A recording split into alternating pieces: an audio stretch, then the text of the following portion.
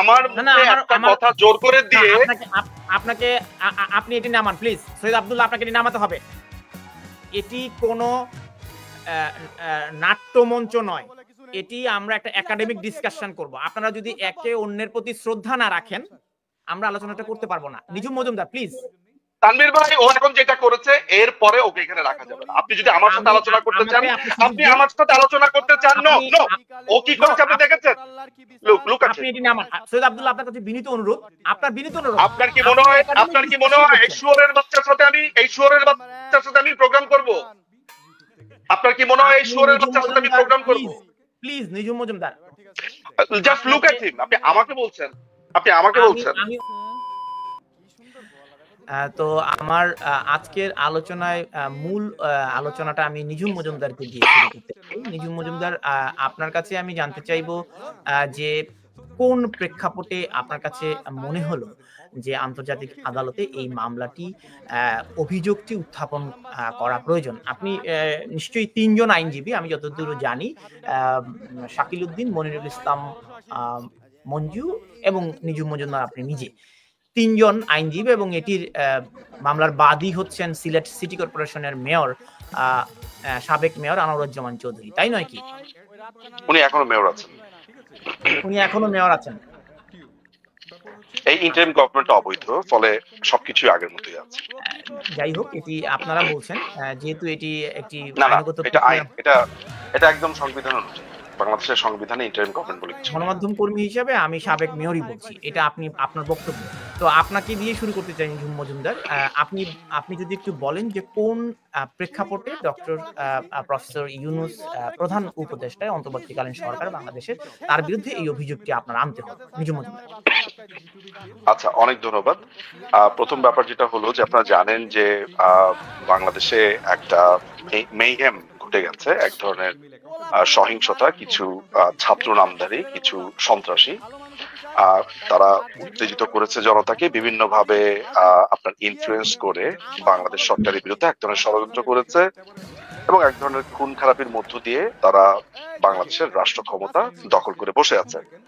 আপনারা নিশ্চয়ই জেনে থাকবেন, খুব সাম্প্রতিক সময়ে এই সরকারের পক্ষ থেকে বলা হয়েছে, এই অবৈধ দখলদার সরকারের পক্ষ থেকে বলা হয়েছে যে ১ জুলাই থেকে ৮ আগস্ট পর্যন্ত বাংলাদেশে এই অভ্যুত্থান বা কথিত অভ্যুত্থানের সাথে যারা জড়িত ছিল তাদের ব্যাপারে কোনো ধরনের অভিযোগ বা তাদের ব্যাপারে কোনো ধরনের মামলা, হেনস্থা, এই ধরনের একটা প্রজ্ঞাপন স্বরাষ্ট্র মন্ত্রণালয় থেকে করা হয়েছে। এবং এই কথিত দখলদার সরকারের একজন কথিত আইন উপদেষ্টা আছে, তার বক্তব্য আমরা দেখেছি এবং আমরা ফেসবুকে এগুলো আমরা দেখেছি। ফলে আমাদের কাছে যেটা মনে হয়েছে যে বাংলাদেশে ৩টি মূল যে গোষ্ঠীকে আমরা লোকেট করেছি, আসলে পলিটিক্যাল দল হিসেবে যদি বাংলাদেশ আওয়ামী লীগ এবং তার অঙ্গ সংগঠনকে আমরা ধরি, একটা পলিটিক্যাল গ্রুপ বা গ্রুপের সদস্যরা, তাদের পরিবার বা বিভিন্ন যারা ইনভলভড মানুষ আছেন। সেকেন্ড, যদি আমরা ধরি যে বাংলাদেশের যারা মাইনরিটিস বলি, যদি এই শব্দটা আমি খুবই অপছন্দ বলতে হচ্ছে সুবিধার্থে, মানুষ যাতে বোঝে, এটাতে পরিচিত হিন্দু, বৌদ্ধ, খ্রিস্টান, ট্রাইবাল যে সোসাইটি গুলো আছে, মানুষগুলো আছে, তাদের উপরে যেই আন্তর্জাতিক অপরাধ সংঘটিত হয়েছে বলে আমরা মনে করেছি, এবং বাংলাদেশ পুলিশ বাহিনীর উপরে যেই একইভাবে আন্তর্জাতিক অপরাধ সংঘটিত হয়েছে বলে আমরা মনে করেছি, এই সবগুলোর বিচার বাংলাদেশ সরকার করবে না বলে আমাদের কাছে মনে হয়েছে। আপনারা জানেন যে আন্তর্জাতিক অপরাধ আদালত মূলত নেশনের কেসগুলোকে অ্যাড্রেস করে, বা সেখানে একজন রাষ্ট্র মূলত সেখানে মামলা করে বা ফর্মাল মামলা আনতে পারে, এটা আপনারা জেনে থাকবেন। কিন্তু যখন এমন ধরনের একটা ঘটনা ঘটে যেখানে ধরেন, আবার এটাও একটু বলে রাখা ভালো যে আন্তর্জাতিক অপরাধ আদালতের যে প্রিয়াম্বল, সেখানে পরিষ্কারভাবে প্রিয়াম্বলে বলা আছে যে আপনার এগুলো সবসময় কমপ্লিমেন্টারি টু ন্যাশনাল জুরিসডিকশন, অর্থাৎ তারা তখনই করে, এটা একটা সৌজন্য, আপনি যে খাঁটি বাংলাতে বলি আর কি, যে আন্তর্জাতিক অপরাধ তখনই হস্তক্ষেপ করে যখন তারা রাষ্ট্র বিচারটা করে না, করতে পারে না, বা তাদের সেই ইনফ্রাস্ট্রাকচার নেই। ইনফ্যাক্ট 98-এ যখন এই সংবিধিটা হলো বা 2002 থেকে এটা অপারেট করা শুরু করলো, এটার মূল ব্যাপারটাই ছিল এরকম যে আন্তর্জাতিক ভাবে এই ধরনের অপরাধগুলোর বিচার যাতে সেন্ট্রালি করা যায়। অনেক রাষ্ট্রের সম্ভব হয় না, যুদ্ধ বিধ্বস্ত থাকে, তাদের সেই কাঠামো বা অনেক কিছুই থাকে না, এগুলোর পেছনে অনেক একটা লম্বা হিস্ট্রি আছে, আপনি জানেন, এবং সে কারণে আন্তর্জাতিক অপরাধ ট্রাইব্যুনালটা গঠিত হয়। বাংলাদেশের কেসে আমরা যেটা লক্ষ্য করেছি সেটা হচ্ছে যে মানে এখানে আমাদের রাষ্ট্রের যে ভূমিকাটা সেখানে আমাদেরকে পরিষ্কারভাবে মনে হচ্ছে যে রাষ্ট্র এই বিচারটা করবে না। এবং আপনার কাছে কি কোনো কেস স্টাডি আছে নিঝুম মজুমদার যে দায়িত্ব পালনকালে অর্থাৎ হেড অফ স্টেট হিসেবে দায়িত্ব পালন করছেন এবং তার বিরুদ্ধে আন্তর্জাতিক অপরাধ আদালতে এইভাবে মামলা হয়েছে এবং সেই মামলাটি আমলে নেওয়া হয়েছে, এমন কোনো কেস স্টাডি আপনার কাছে আছে কিনা? এইটাতে আমি আসছি, এটা একটু পরে। প্রথমে আপনার জানা দরকার যে আমরা কেন এই অভিযোগটা ইনফরমেন্ট হয়ে আমরা আন্তর্জাতিক অপরাধ ট্রাইব্যুনাল আমরা কেন এনেছি, আন্তর্জাতিক অপরাধ আদালতে আমরা কেন এনেছি, সেটা হচ্ছে যে আমাদের কাছে একদম পরিষ্কার ভাবে মনে হয়েছে যে রাষ্ট্র এই উদ্যোগটা নেবে না, কারণ রাষ্ট্রের এটা পরিষ্কার ভাবে তারা বলেছে। এবং আমরা এটাও মনে করেছি যে যেহেতু ইন্ডিভিজুয়াল বা সংগঠন তাদের পক্ষে এটা সম্ভব, তারা যদি এটা ইনফরমেশন দিয়ে তারা যদি সহযোগিতা করে এবং তারা প্রতিটা ডিটেলস যদি বলে, সেগুলোর জন্য প্রেসক্রাইব ফর্ম আছে, সেগুলোর জন্য প্রসিডিউর আছে, এগুলো মেনটেন করে তারা যদি বলে এক্স্যাক্টলি কি হয়েছে, তার প্রতি কিভাবে হয়েছে, তখন প্রসিকিউটর অফিস থেকে তারা এক ধরনের, বাংলাতে আমরা বলি হচ্ছে স্বতঃপ্রণোদিত হয়ে সুমোটো তারা এক ধরনের ইনভেস্টিগেশন করতে পারে। সেটার জন্য প্রিট্রায়াল হিয়ারিং আছে, প্রিট্রায়াল চেম্বারের নানাবিধ সমন জারি করবার ক্ষমতা আছে, নানাবিধ বিষয় আছে, এগুলো প্রসিডিউরাল বিষয় নিয়ে আলোচনা হলে তখন বলা যাবে। সোজা কথা হচ্ছে যে চিফ প্রসিকিউটরের অফিসের ক্ষমতা আছে এটাকে তারা তদন্ত করবার, এই তথ্যটা পেয়ে। আচ্ছা, আপনি যেটা বলেছেন যে এই ধরনের নথিপত্র আছে কিনা, আমাদের কাছে বেশ কিছু অভিযোগ আছে। আমি তো একটা কথা মনে করতে পারি, যেমন ধরেন এই ধরনের অভিযোগ কিন্তু আন্তর্জাতিক অপরাধ আদালতে অসংখ্যবার এসেছে। একটা বড়সড় রেকর্ডও আছে যে আন্তর্জাতিক অপরাধ আদালত সেগুলোকে রিজেক্ট করেছে, প্রায় 8,000-9,000 মতো এসছে। এবার অনেক অপরাধ আছে, অনেক অপরাধের অভিযোগ আছে যেগুলো যে ইনফরমেশন পেয়ে আন্তর্জাতিক অপরাধ আদালত তারা ইনভেস্টিগেশনের জন্য চিঠি দিয়েছে, তারা ইনিশিয়েটিভ নিয়েছে, তারা ফার্দার তদন্ত করছে। কেস স্টাডি আপনার কাছে আছে কিনা আপনি একটু ভাবুন, একদম স্টেটের নাম বলবেন এবং সেই রাষ্ট্র প্রধানের নাম বলবেন এবং এই মামলাটি আমলে নিয়েছে এরকম কেস স্টাডি পৃথিবীতে কোথাও আছে কিনা। আমার জানা নেই, আপনি জানা থাকলে দর্শকদের জানাবেন। আমি আসবো ফিরে আপনার কাছে। আমি আব্দুল্লাহ আপনার কাছে, আপনি আপনাকে আনমিউট করতে হবে। আপনি ব্যারিস্টার নিঝুম মজুমদার, আপনি কিছু পিছনে গিয়ে বসেন, তাহলে আপনার হেডরুমটা কাটা যাবে।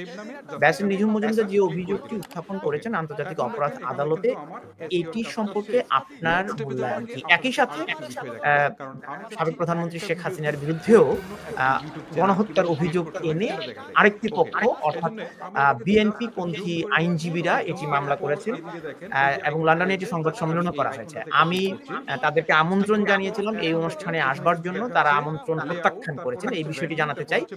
বিএনপি পন্থী যে আইনজীবী রয়েছেন তিনি তারা এই মামলাটি করেছেন। তারা আমাদেরকে বলেছেন যে তাদের চেম্বার এই মুহূর্তে এটিকে নিয়ে পাবলিকলি টকশোতে অংশ নিতে আগ্রহী নয় বা তারা পারবে না। এ কারণেই তাদের কোনো প্রতিনিধি নেই যিনি সাবেক প্রধানমন্ত্রী শেখ হাসিনার বিরুদ্ধে মামলাটি অভিযোগটি উত্থাপন করেছেন। সৈয়দ আব্দুল্লাহ।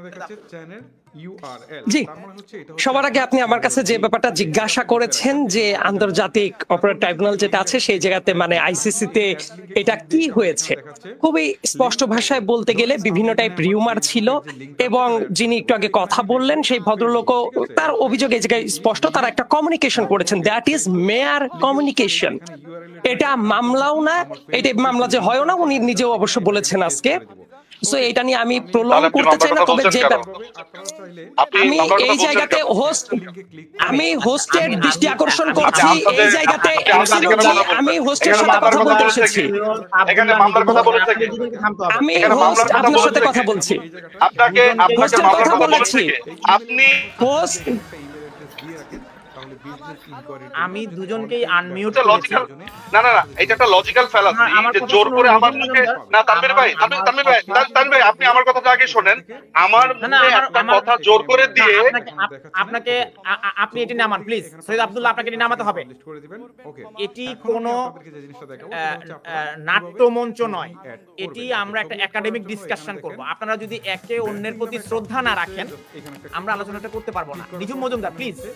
তানভীর ভাই ও এখন যেটা করেছে এর পরে ওকে এখানে রাখা যাবে না। আপনি যদি আমার সাথে আলোচনা করতে চান, আপনি আমার সাথে আলোচনা করতে চান, নো নো, ও কি করেছে আপনি দেখেছেন? লুক আপনি এটি না, আমার সৈয়দ আব্দুল্লাহ আপনার কাছে বিনীত অনুরোধ, আপনার বিনীত অনুরোধ। আপনার কি মনে হয় এই শুয়োরের বাচ্চার সাথে আমি প্রোগ্রাম করব? আপনার কি মনে হয় এই শুয়োরের বাচ্চার সাথে আমি প্রোগ্রাম করব?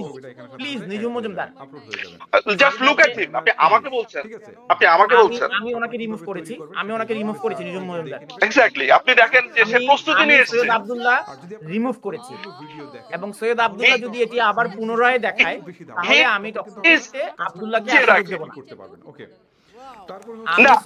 উনি এই প্রোগ্রামে থাকতে পারলে, আমি এখানে অপু ভাই আছে, ফয়সাল ভাই আছে, আমি মোর কমফোর্টেবল উইথ ফয়সাল ভাই। আপনি যদি না তানভীর ভাই, ফয়সাল ভাইয়ের সাথে যদি আমাকে টকশো করতে বলেন, আমি অ্যাবসলিউটলি ফাইন। আমার সাথে ওনার একাডেমিক কথা হবে। এই ছেলেটিকে এখানে যদি আনা হয়, আমি এই প্রোগ্রামে থাকবো না, বিকজ অলরেডি সে তার লিমিট ক্রস করেছে। আপনি দেখেছেন সে কি করেছে। আমি কিন্তু তাকে শুয়োরের বাচ্চা বলে গালি দিয়েছি, খুবই ভেবেচিন্তে, বিকজ সে কাজটি করেছে। আপনার কাছে আমি ব্যারিস্টার, আমি একজন লয়ার, কিন্তু আমি কিন্তু ঘুষি দিয়ে দাঁতও ফেলে দিতে পারি। আমি যেমন কোর্টে আর্গুমেন্ট করতে পারি, একইভাবে আমি বাস্টার্ড দেখলে ঘুষি দিয়ে দাঁতও ফেলে দিতে পারি। আমার দুটো গুলি আছে। আমি যেখানে গালি দেওয়া দরকার দিব। যে বলি আপনাকে, আমার যেখানে ব্রেন খাটানো দরকার, না তানভীর ভাই লিসেন, আমি আপনাকে একটা দীর্ঘ সময় ধরে চিনি, দীর্ঘ সময় ধরে আমরা তর্ক করি, বিতর্ক করি, আমাদের ভিতরে একটা আন্ডারস্ট্যান্ডিং আছে একটা দীর্ঘ সময়। আপনি কোনোদিন কোনো প্রোগ্রামে দেখেছেন যে কোনো একজন গেস্টের জন্য তাকে অপদস্থ করবার জন্য এই ধরনের জিনিসপত্র নিয়ে আসে? আপনার কাছে মনে হয় এটাকে আনপ্রেসিডেন্টেড লঙ্ঘন